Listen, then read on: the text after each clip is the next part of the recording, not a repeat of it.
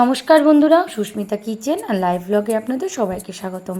আজকে আমি আপনাদের জিরা রাইস করে দেখাবো। তার জন্য এখানে আমি ভাতটাকে তৈরি করে নিচ্ছি। ভাতটা যাতে ভালোভাবে ঝরঝরে হয় তার জন্য সামান্য একটু নুন আর সাদা তেল দিয়ে ভাতটাকে করে নেব।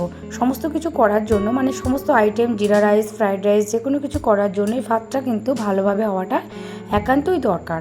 যার জন্য ভাতটার মধ্যে সামান্য একটু সাদা তেল আর নুন দিয়ে ভাতটা আমি তৈরি করে নেব। আমার রান্নার পুরো ভিডিওটা আপনারা দেখুন। যদি ভালো লাগে বন্ধুরা, আপনারা কিন্তু বাড়িতে অবশ্যই ট্রাই করতে একদমই ভুলবেন না। তো ভাতটা হোক ততক্ষণে আমি দেখিয়ে দিই কী কী উপকরণ নিয়েছি। এখানে আমি দুটো বড় মাপের পেঁয়াজ কেটে নিয়েছি, শুকনো লঙ্কা দুটো, তেজপাতা দুটো নিয়েছি আর গোটা জিরে নিয়েছি।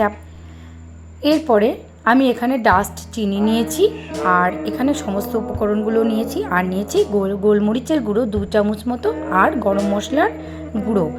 আপনারা চাইলে এখানে লবঙ্গ, এলাচও ব্যবহার করতে পারেন। কড়াই গরম হয়ে এলে কড়াই আমি সামান্য পরিমাণে ঘি আর সাদা তেল দিয়ে শুকনো লঙ্কা, তেজপাতা, গোটা জিরা, আমি যে সমস্ত উপকরণগুলো রেখেছিলাম, দুটো বড় মাপের পেঁয়াজ কুচিয়ে, সেগুলো আমি সমস্ত কিছু দিয়ে একেবারে ফ্রাই করে নিচ্ছি। এরপর আমি ডাস্ট চিনিটা এই মতো অবস্থায় দিয়ে দেবো।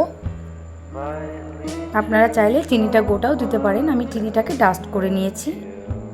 তো সমস্ত উপকরণগুলো দিয়ে ভালো করে নাড়াচাড়া করে এইভাবে মিশিয়ে নেব 5 থেকে 10 মিনিট মতো। আপনারা ঘি দিয়েও করতে পারেন। তো আমি সামান্য পরিমাণে একটু সাদা তেল আর ঘি দিয়ে উপকরণগুলোকে একেবারে ভেজে নিচ্ছি। এরপরে গোলমরিচের গুঁড়ো আর গরম মশলার গুঁড়ো অ্যাড করব। ভালো করে নাড়াচাড়া করে নেব। আপনারা যদি এটিকে নিরামিষভাবে খেতে চান তাহলে এর মধ্যে একদমই পেঁয়াজ দেবেন না, পেঁয়াজ ছাড়াই করবেন। আমি ভাতটা ভালো করে ফ্যান ঝরিয়ে এটাকে জল দিয়ে, ঠান্ডা জল দিয়ে ধুয়ে নিয়েছিলাম যাতে আরও ভালো ঝরঝরে হয়ে থাকে ভাতটা। তো আমি এই মতো অবস্থায় ভাতটাকে দিয়ে দিলাম। ভাতটা দিয়ে ভালো করে নাড়াচাড়া করে নেব। আপনারা চাইলে এটাকে লেয়ার দিয়েও সাজাতে পারেন। তো আমি একবারে ফ্রাই করে নিচ্ছি। গ্যাসটাকে হাই ফ্লেমে রেখে আমি ভালো করে নাড়াচাড়া করে নেব ভাতটাকে। সামান্য একটু ঘি দিয়ে আমি এটাকে ভালোভাবে নাড়াচাড়া করে নেব। প্রথম অবস্থাতেও আমি একটু ঘি দিয়ে পেঁয়াজটা ভেজে নিয়েছিলাম। এরপরে আবারও একটু ঘি দিয়ে মিশিয়ে নিলাম।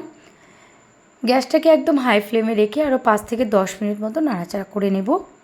জিরা রাইস অলমোস্ট আমার কিন্তু রেডি। সামান্য পরিমাণে নুন আমি অ্যাড করেছি এর মধ্যে। আপনারা চিনির পরিমাণটা বুঝে দেবেন। যদি কম মিষ্টি খেতে চান তাহলে অল্প পরিমাণে চিনি দেবেন। তো বন্ধুরা, আমার জিরা রাইস রেডি। গরম গরম জিরা রাইসের সঙ্গে আপনারা যে কোনো আইটেম দিয়ে পরিবেশন করতে পারবেন। খুবই ভালো লাগবে। রাতের ডিনার বা লাঞ্চে একদম পুরো জমে যাবে। তো বন্ধুরা, আমার রান্নার পদ্ধতি কেমন লাগলো অবশ্যই কিন্তু একটা কমেন্ট করে জানাবেন। বাড়িতে কিন্তু অবশ্যই ট্রাই করবেন। ভালো লাগলে আমার চ্যানেলটিকে সাবস্ক্রাইব করার আপনাদের কাছে অনুরোধ রইল। পাশে থাকা আইকন বেলটি প্রেস করতে একদমই ভুলবেন না। আজকের মতো এই পর্যন্তই বন্ধুরা, নমস্কার।